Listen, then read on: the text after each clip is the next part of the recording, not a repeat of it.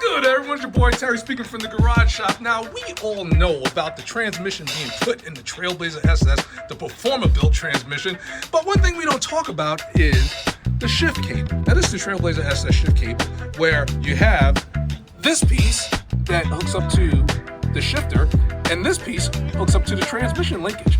But the problem is when the shift linkage is removed from 15-plus-year-old cars, they can get a little brittle and they can break, like mine did.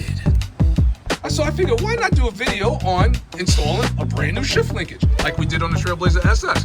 Because there is a lot to know more than just hooking up two ends. No. You got to adjust them. You got to fish them through. And I will show you the step-by-step process and tricks that I use to remove, install, and set up. And you don't want to miss it, so you want to stay tuned.